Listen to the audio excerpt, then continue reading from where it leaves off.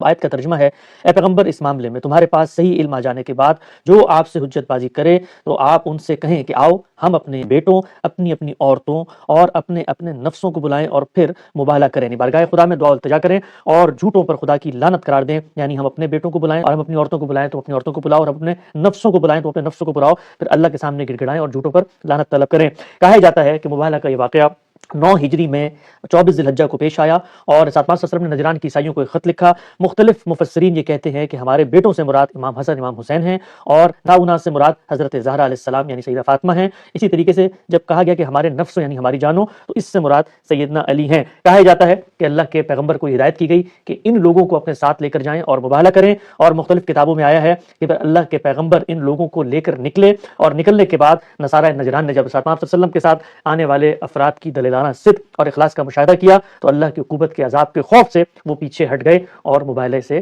فرار ہو کر مباہلہ ہار گئے۔ ہم سب استدلال یہ کیا جاتا ہے کہ اللہ تعالیٰ کو کیا ضرورت پیش آئی تھی، اللہ کے پیغمبر ہیں، ان کے صحابہ کی جماعت ہے، یہاں پر تو کہا گیا اللہ کے پیغمبر کو کہ اپنے بیٹوں کو اور اپنی عورتوں کو اور اپنے نفسوں کو لے کر آؤ، تو پھر تو بات ثابت ہوتی ہے کہ اللہ نے آپ صلی اللہ علیہ وسلم کی ان پشتن پاک کو بہت غیر معمولی اور خصوصی حیثیت بھی دی اور اپنے مشن کے ایک تکوینی معاملے میں استعمال بھی کیا۔ آپ نے آیت پڑھ دی، آیت کی تفسیر میں جو روایتیں بیان کی جاتی ہیں وہ بھی آپ نے بیان فرما دی۔ میرا کم سے کم اس پر تبصرہ یہ ہے کہ اگر یہ تفسیر ہے تو پھر تحریف کس کو کہتے ہیں؟ آپ قرآن مجید کو نکالیے اور یہ سارا واقعہ خود قرآن سے سمجھیے۔ بالکل واضح ہے کہ مخاطبین مسیحی ہیں، مسیحی اہل کتاب۔ اہل کتاب کی تعبیر قرآن مجید جس طرح یہود کے لیے اختیار کرتا ہے اسی طرح نصارہ کے لیے بھی اختیار کرتا ہے۔ ان کے سامنے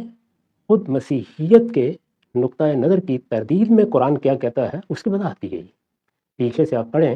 تو یہ معلوم ہوتا ہے کہ ایک بڑا غیر معمولی خطبہ ہے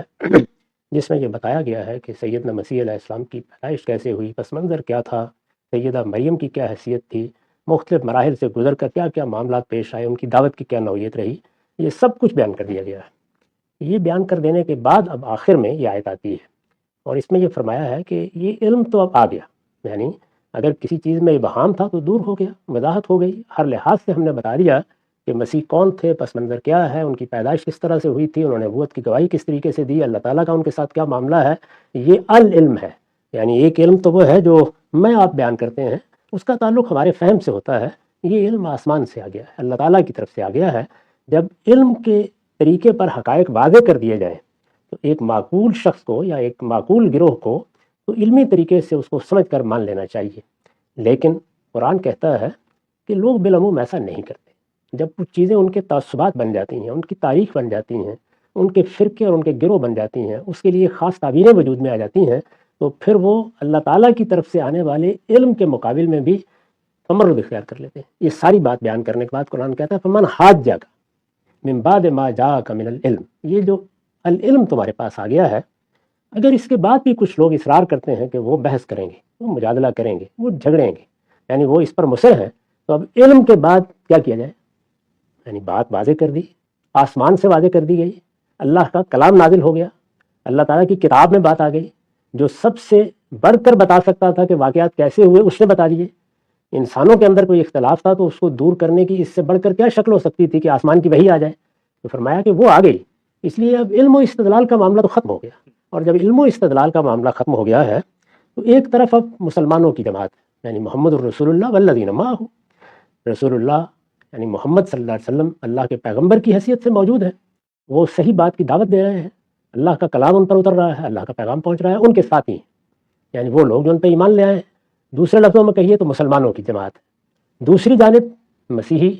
جماعت ہے، یعنی جو مخاطبین تھے جن کو یہ سب بتایا گیا، تو فرمایا کہ اگر یہ اس کے بعد بھی بحث کرتے ہیں، جھگڑا کرتے ہیں، بات ماننے کے لیے تیار نہیں ہوتے،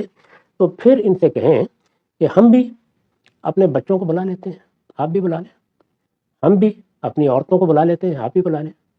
ہم بھی اپنے آپ کو لے آتے ہیں، آپ بھی آ جائیں، ہم سب جمع ہو جاتے ہیں اور آپ بھی دعا کریں، ہم بھی دعا کرتے ہیں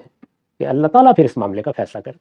یعنی اب تو گویا آسمان سے پھر فیصلہ ہے جو مانگا جائے گا۔ مباہلہ کیا ہے؟ آسمان سے فیصلے کی طلب، یعنی دعا کرنی ہے۔ اب اللہ تعالیٰ کی طرف سے پھر وہ نشانی ظاہر ہو جائے گی، ان پر عذاب آنا ہے تو ان پر آ جائے گا، ہم پر آنا ہے تو ہم پر آ جائے گا، جو بھی غلط بیانی کر رہا ہے۔ تو مباہلے کا مطلب یہ ہے، یہ بات آخر میں کہہ دی گئی ان کو۔ یہاں اب آپ خود غور کر لیجئے کہ الفاظ کیا ہیں، ابنانا و ابناکم، نسانا و نساکم، انفسنا و انفسکم، یعنی ایک مسلمانوں کی جماعت ہے، ایک مسیحیوں کی جماعت ہے، یہ آئیں گے۔ اگر کوئی ایسا واقعہ پیش آتا تو ظاہر کیا ہوتا، رسالت مآب صلی اللہ علیہ وسلم اور آپ کے صحابہ کی جماعت ایک طرف ہوتی ہے، جس طرح کے نماز استسقاء میں ایسے ہی ہوتا ہے نا، باہر نکل آتے ہیں، اللہ سے رحمت کی دعا کرتے ہیں، یہ لعنت کی دعا ہے۔ صحابہ کی جماعت ہوتی اور حضور ہوتے، دوسری جانب مسیحی ہوتے اور ان کے اہل خاندان ہوتے، تو یہ سب لوگ آتے۔ تو یہاں ابنانا کا مطلب ہے ہم مسلمانوں کے بچے، نسانا کا مطلب ہے ہم مسلمانوں کی عورتیں، انفسنا و انفسکم کا مطلب ہے ہم مسلمان خود بھی اور تم سب لوگ بھی۔ تو یہ سب جمع کسی ہیں جو استعمال ہوئے ہیں، یہاں کسی خاندان کا، کسی شخص واحد کا ذکر نہیں ہے، یہاں تو انفسنا و انفسکم ہے، یعنی رسالت مآب صلی اللہ علیہ وسلم کے بارے میں بیان نہیں ہو رہا محض، بلکہ مسلمانوں کی پوری جماعت زیر بحث ہے۔ اس طرح صرف آپ کی اولاد زیر بحث نہیں ہے، بلکہ مسلمانوں کی اولاد زیر بحث ہے۔ آپ کی عورتیں صرف زیر بحث نہیں، اور عورتیں وہ بھی جمع استعمال ہوا ہے۔ یہ مسلمانوں کی جماعت اور مسیحی جماعت، مسلمانوں کی جماعت اور ان کے مقابل میں، یعنی مسلمانوں کی جماعت کیا ہے، محمد الرسول اللہ والذین معہ، اللہ کا پیغمبر موجود ہے اور ان کے ساتھی، ان کے صحابہ موجود ہیں۔ اگر ایسا کوئی واقعہ پیش آتا تو آیت میں یہ بات کہی گئی ہے، اس میں نہ کوئی خاندان کا ذکر ہے، نہ وہاں اہل بیت کا کوئی تذکرہ ہے، نہ اس طور کے کوئی الفاظ ہیں، وہاں اہل بیت تو ایک طرف، اہل کا لفظ بھی نہیں ہے۔ تو ہمارے ہاں چونکہ قرآن مجید کو جس طرح کے وہ اپنے پس منظر میں بات کرتا ہے، جس طریقے سے وہ کسی چیز کو بیان کرتا ہے، ملحوظ رکھے بغیر قصے، کہانیاں، روایتیں تفسیر کی کتابوں میں نقل کر دی جاتی ہیں، اور پھر اس کے بعد وہی عقیدہ بن جاتی ہیں۔ آپ ان سب چیزوں کو ایک طرف رکھ کے قرآن مجید کو پڑھیں اور عربی زبان سے واقف ہوں تو کوئی دوسری رائے کی گنجائش ہی نہیں۔ تو اس وجہ سے ان روایتوں کا جو آپ نے بیان کی ہیں، کیا تعلق ہے اس سے، اور پھر یہ روایتیں ہیں کہاں؟ اس طرح کی چیزیں ہمارے ہاں تفسیروں کے نیچے لکھی ہوئی ہیں، آپ دیکھیے جو ہمارے یہاں حدیث کی کتابیں، ان میں سے کسی میں یہ واقعہ اس طرح بیان بھی نہیں ہوا۔